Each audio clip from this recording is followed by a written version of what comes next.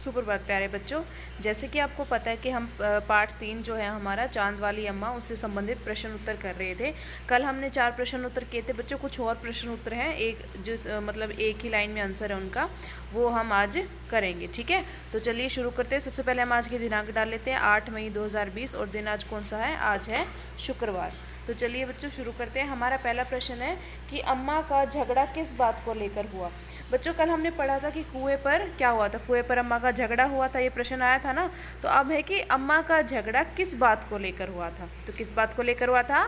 पानी भरने को लेकर। अम्मा का झगड़ा पानी भरने को लेकर हुआ था। अगला प्रश्न है, एक दिन आसमान ने क्या शरारत की।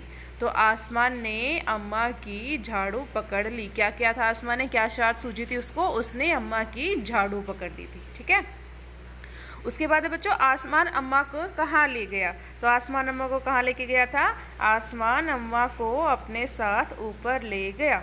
ठीक है, उसके बाद है, अम्मा झाड़ू क्यों नहीं छोड़ रही थी। अब आसमान ने भी झाड़ू पकड़ ली थी और अम्मा ने भी झाड़ू पकड़ ली थी। ना आसमान छोड़ रहा था ना अम्मा छोड़ रही थी, और अम्मा आसमान के साथ ऊपर ही चली गई, लेकिन उन्होंने झाड़ू नहीं छोड़ी। तो क्यों नहीं छोड़ रही थी अम्मा अपनी झाड़ू को? क्योंकि अम्मा के पास एक ही झाड़ू थी। क्या थी? एक ही झाड़ू थी, इसीलिए। ठीक है, हमारा अगला और अंतिम प्रश्न है बच्चों, बूढ़ी अम्मा अब भी झाड़ू लिए कहाँ बैठी है।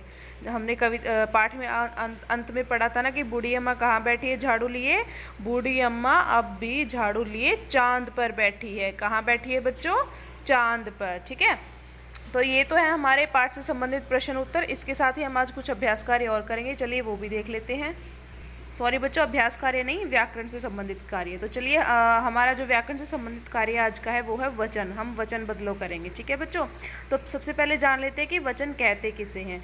तो शब्द के जिस रूप से किसी प्राणी या वस्तु के एक या एक से अधिक होने का बोध हो उसे वचन कहते हैं। मतलब बच्चों हमें जिन शब्दों से ये पता चलता है कि भाई जिस शब्द के बारे में बात की जा रही है वो एक वचन है, मतलब वो एक है या वो एक से ज़्यादा चीज़ें हैं, इस चीज़ का जिससे हमें पता चलता है, इस बात का हमें जिस शब्द के रूप से पता चलता है उसको ही वचन कहते हैं। ठीक है, यानी जिन शब्दों से हमें पता चलता है कि दी गई वस्तु एक है या एक से ज़्यादा है। जैसे कि देख लेते हैं एक वचन और बहुवचन। एक वचन वो होते हैं जिसमें एक ही चीज़ के बारे में बात की जा रही हो, और बहुवचन होते हैं जिसमें एक से ज़्यादा चीज़ के बारे में बात की जा रही हो। जैसे हम देख लेते हैं, पहला है हमारा गुब्बारा। गुब्बारा से हमें पता लग रहा है कि यहाँ पे गुब्बारे कितने होंगे, एक से ज़्यादा तो है नहीं, सिर्फ एक है, इसीलिए उसको गुब्बारा कहा गया है।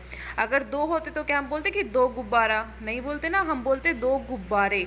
तो गुब्बारा का बहुवचन क्या हो जाएगा? गुब्बारे।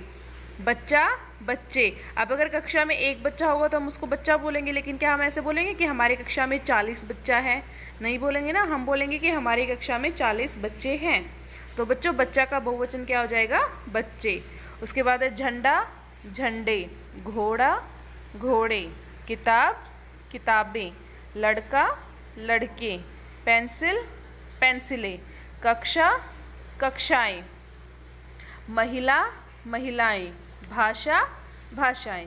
ठीक है बच्चों, तो ये 10 हमारे एक वचन और बहुवचन है। यही है आपका आज का हिंदी का कार्य है। ये व्याकरण से संबंधित कार्य और अभ्यास कार्य में हमने 5 एक पंक्ति के उत्तर वाले प्रश्न उत्तर किए हैं।